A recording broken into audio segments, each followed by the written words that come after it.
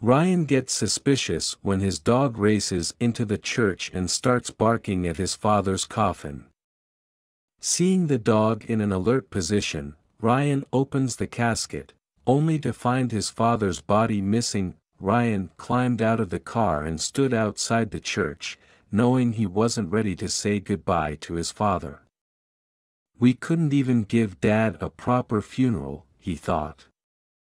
Suddenly, Bella's sharp bark distracted him. Ryan turned to his car, where Bella was more agitated than usual. "Bella!" He gave her a hand signal to lie down, and she obeyed. He patted her head through the open car window. "Now, stay, Bella." Ryan then walked away, ignoring Bella's whine, and entered the church. His father Arnold's casket was already in place, closed, and the funeral director had discreetly cordoned off the immediate area because Arnold had died of an infectious disease. Ryan sat beside his mother. Arnold would be cremated, not buried, given the circumstances of his death. Just as the mass ended and mourners rose to sing the final hymn, Bella's bark echoed through the church.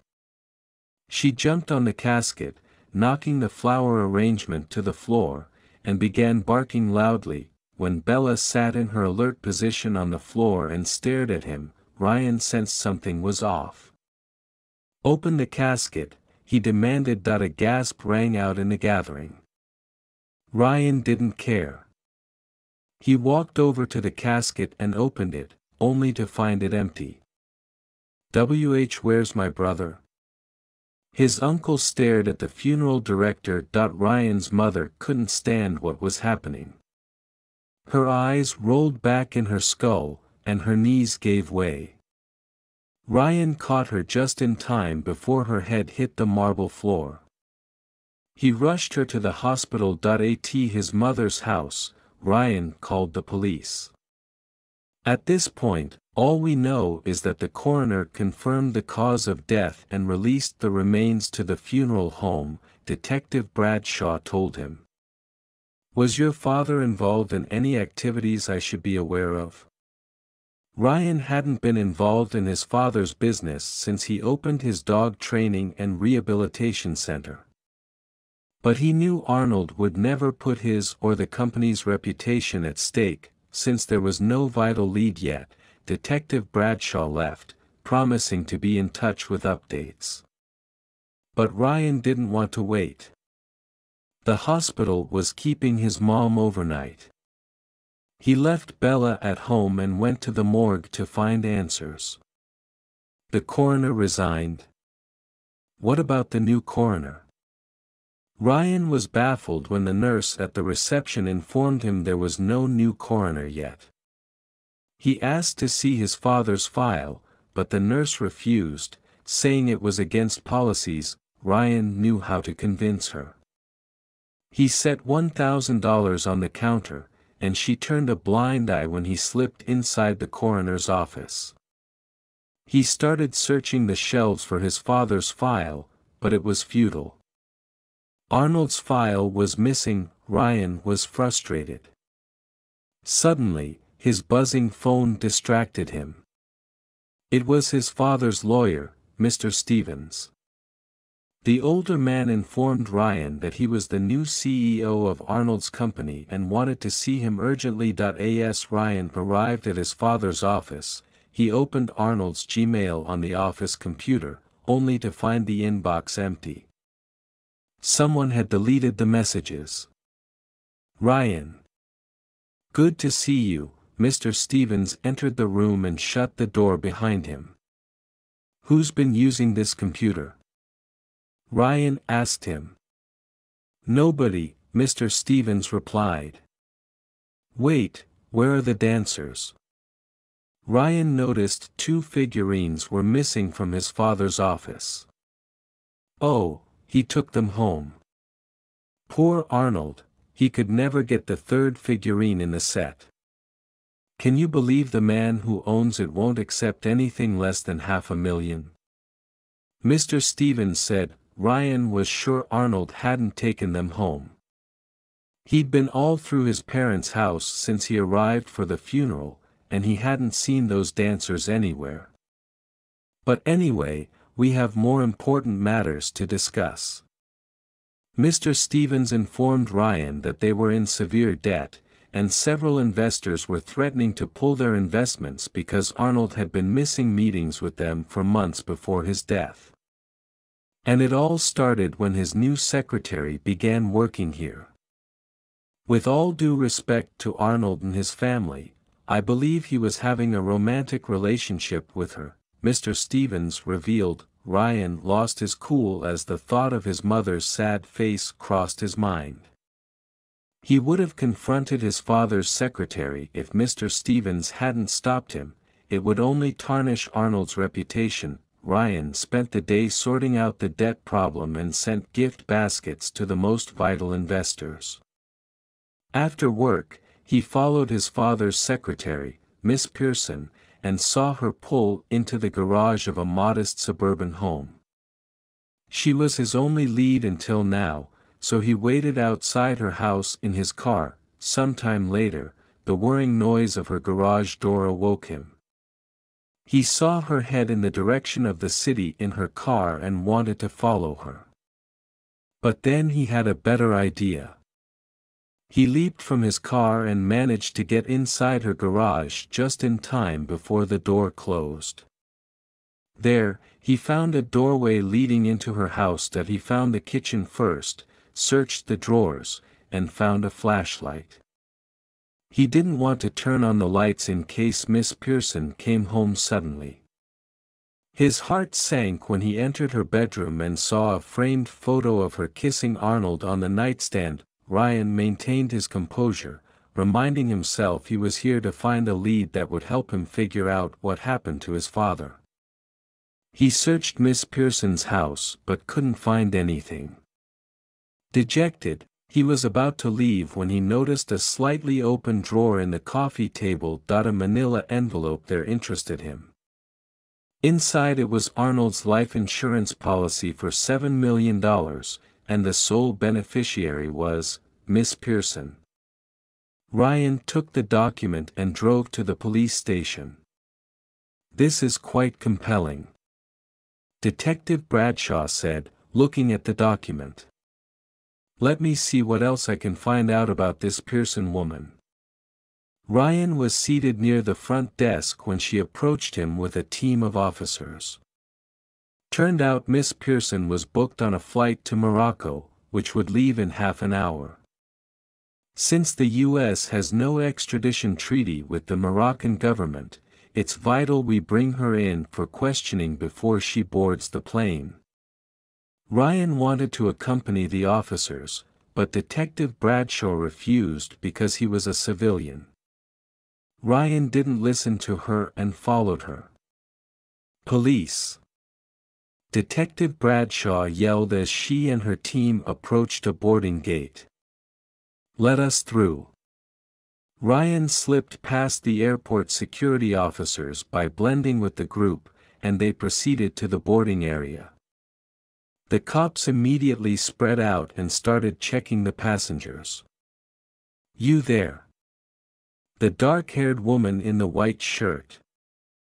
"Step out of the line and raise your hands in the air," Detective Bradshaw yelled. Ryan was relieved they'd caught Miss Pearson, but his smile faded when the woman turned around.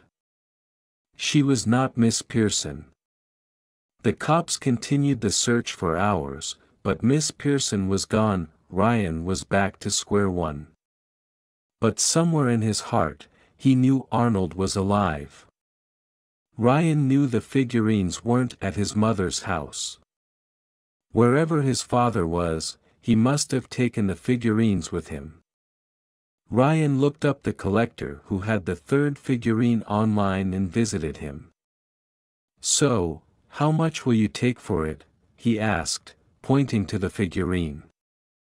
$750,000, the collector, Mr. Frederick, replied. "That's far above the market value for the artist's work, sir." "Then don't buy it. The price is non-negotiable, young man." Ryan had to have it, so he requested time to arrange the money. He returned to his car, dialed Mr. Stevens, and said he wanted to sell $750,000 worth of his shares in the company. But then you won't have a controlling stake in the company, Ryan. Mr. Stevens said. I'm aware, Mr. Stevens, but this is urgent, Ryan explained. I need the cash immediately, but if I'm right, I should be able to buy back those shares within the week. Ryan, Mr. Stevens eventually replied in a measured tone, as a major stakeholder and legal advisor for the company, I get the feeling it would behoove me not to ask questions about why you need such a large amount of money at such short notice. As a longtime family friend, however, Mr. Stevens continued, I must know if this is related to the suspicion I shared with you about Miss Pearson. In a manner of speaking, yes, Ryan replied Demar. Stevens sighed. She's also disappeared, you know, didn't turn up for work today, and her phone number no longer exists.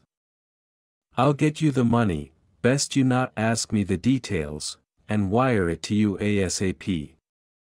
When Ryan received the message that the money was in his account, he rushed inside to speak to Mr. Frederick. The older man muttered something about how the figurine was worth more than his asking price since it was the only available piece of the set, but Ryan cut him off. You asked for $750,000, sir, and that's what I'm giving you, effective immediately. Are you not a man of your word, Mr. Frederick? Mr. Frederick finally agreed to sell the figurine. Ryan was now ready for the next step. He called a few people from his car and made a quick stop before returning to his mother's house. Where on earth have you been, Ryan? His mother asked. I returned from the hospital to find the house empty, and poor Bella bored out of her mind. Your dog misses you, I really can't keep her busy enough, and I've barely seen you since the funeral, I'm sorry, Mom, he muttered. Please just trust that what I've been doing is very important. It will also be over very soon. Ryan stood behind a pillar near the back of the auction house's main bidding area and studied the crowd. The figurine he'd bought was the next lot up for bid. He glanced toward the podium as it was brought to the front. As the price climbed, the number of participants whittled down to just 2. One was an overweight man with a prominent nose, and the other was a tall, white-haired man in a navy suit. Neither of them was his father. Ryan had insisted on anonymity and personally paid for several adverts to ensure his father, wherever he might be, would know that the figurine was on auction today. $600,000 going once, the auctioneer declared. Ryan's heart sank. He feared that not only would he lose his bait and miss the chance to find his father, but he would also make a huge loss on the figurine. Going twice, $1 million. Ryan got goosebumps at the sound of his father's voice. He stared in shock as Arnold rose from a seat near the back of the auction room and removed his wide-brimmed hat. $1 million going once, going twice, sold to the man in the beige coat. The auctioneer banged his gavel. Immediately, Arnold put his hat back on and headed for the door. Ryan rushed around the edge of the room and blocked his path. Then Detective Bradshaw stepped forward and handcuffed Arnold. Ryan? Arnold frowned at Ryan. You tricked me. This was a trap. Don't act like I've committed some terrible betrayal, Dad. You're the one who had an affair and faked your own death so you could run off with your mistress. How could you? Arnold hung his head as he confessed that he was tired of his old life and wanted to start a new one with his new love, Miss Pearson. So you took out a huge amount in life insurance for your new life, bribed the coroner to falsify your death certificate and cause of death, and had all of us gather around an empty casket to mourn you. Ryan hissed. A man should do what is right, not follow his own selfish interests. You taught me that, Dad. I'm sorry you couldn't follow your own principles, but I hope you realize that your failure to do so led to your downfall. Detective Bradshaw assured Ryan that Miss Pearson would be caught soon, too. Then Arnold was taken away to the police car. Tell us what you think about this story, and share it with your friends. It might inspire them and brighten their day.